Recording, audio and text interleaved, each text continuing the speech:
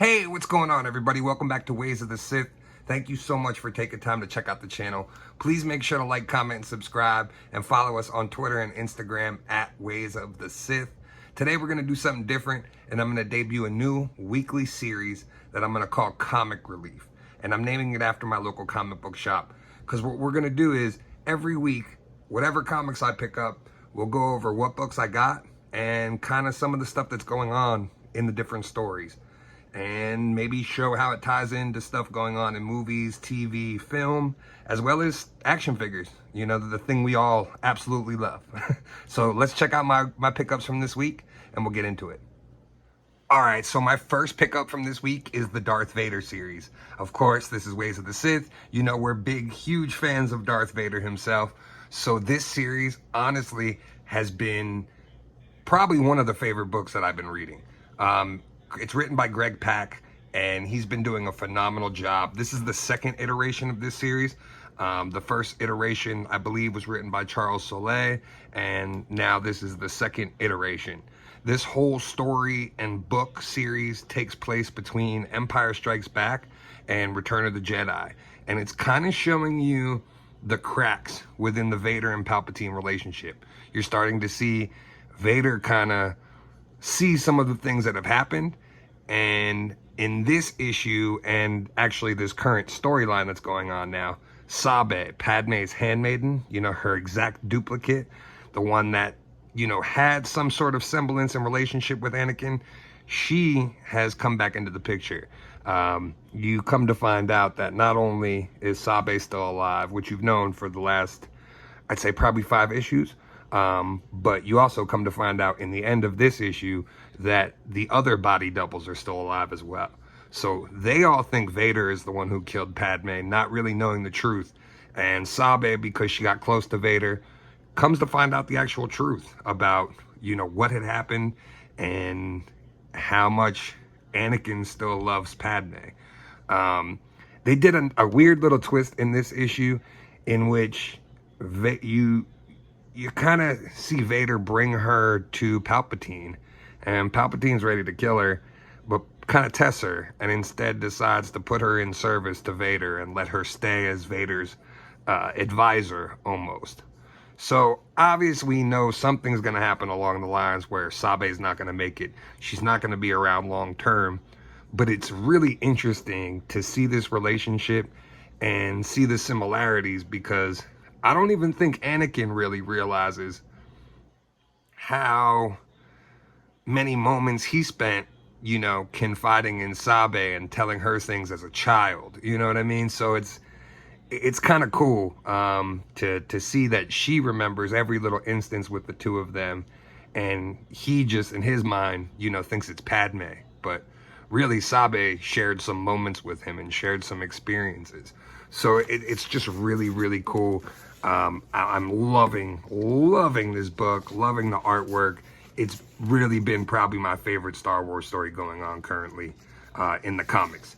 So if you're not reading this, I highly recommend picking it up, or at least picking up the trade when it comes out. I believe the first 2 trades are out now, since it is on issue 26 or 28. So yeah, the trades are out. Pick them up if you can and read this series.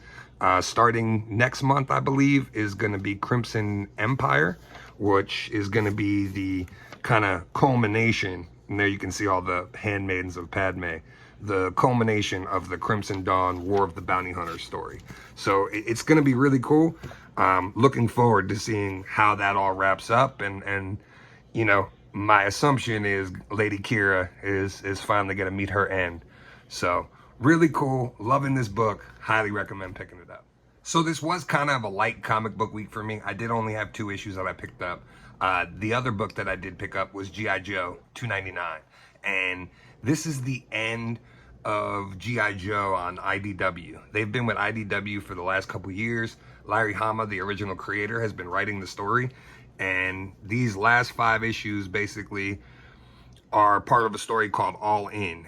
And it's basically bringing everything that Larry Hama did and everything that's gone on in the comics to an ultimate conclusion. It's really cool. Mindbender basically revived Genghis Khan back to life, but implanted him with memories of modern technology and basically made him the ultimate leader. So he's donned the mantle of Serpentor now. So we basically have Serpentor Khan. And he's taken over Cobra, and you kind of have Cobra going against themselves in certain situations, as well as the Joes trying to extract Sean and Dawn, who, for comic book fans may not know, are basically both Snake Eyes. There's a female Snake Eyes in Dawn Moreno, and then Sean is the consciousness of Snake Eyes. So they did this weird story where Snake Eyes, died. They did the silent issue that was probably one of the most famous G.I. Joe, issues. And basically what happened, Mindbender put the consciousness of Snake Eyes into two different people. So basically, as the Joes are trying to infiltrate the base and Cobra Island and get Sean and Dawn out of there, because they were the two that were left behind after what took place in the start of this series, Storm Shadow's there helping the Joes out and making his way in. And basically the ultimate result is Mindbender actually brought back the original Snake Eyes at the very end. So now going into this last kind of issue, because there's only one more issue left of this where you're going to find out what happens and what goes on going forward. But it looks like we're getting the original Snake Eyes back, which is going to be awesome. I'm not sure what that means for Sean and Dawn. I really love Dawn. I don't really care for Sean as much. I will be glad to see, the real Snake Eyes back. This is Sean on this side, and in the tube here is the real Snake Eyes himself. So it's going to be pretty cool. This was the last page where they show Snake Eyes, breaking out of the tube, and they tease us for the final issue, number 300. So I highly recommend picking this up. Especially since it's the last final issue on IDW. We still don't, I believe, have any word on where they're going. I know the rumor is that they're going to Skybound, which is a property of Image, and Robert Kirkman, who started The Walking Dead, his comic brand. So the rumor is that Robert Kirkman could possibly be writing the book. I don't know that to be true. There's still not been an official announcement. So all we know is that issue 300 is the end on IDW.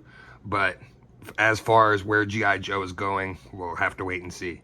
But I highly recommend checking this out and picking up at least these last couple issues just to read the all-in story. It's been phenomenal, and I really, really love it, and I'm really looking forward to the next issue. All right, so like I said, it was a small week, only had these 2 issues, but hopefully you enjoyed checking out the first episode of Comic Relief. Like I said, going forward, this will be a weekly show, more than likely on Thursdays or Fridays. Give me some time to read the books. On bigger weeks, it may take me 2 days to get through everything, but hopefully you guys enjoyed checking it out. If you did, let me know in the comments, or let me know maybe some things you want to see more of out of this segment. And hopefully, like I said, going forward, we'll be able to tie some of this into movies, television, different stuff that's going on in pop culture, as well as some upcoming figures and new releases. Thank you guys again for checking it out. Please make sure to like, comment, and subscribe. And as always, may the force be with you.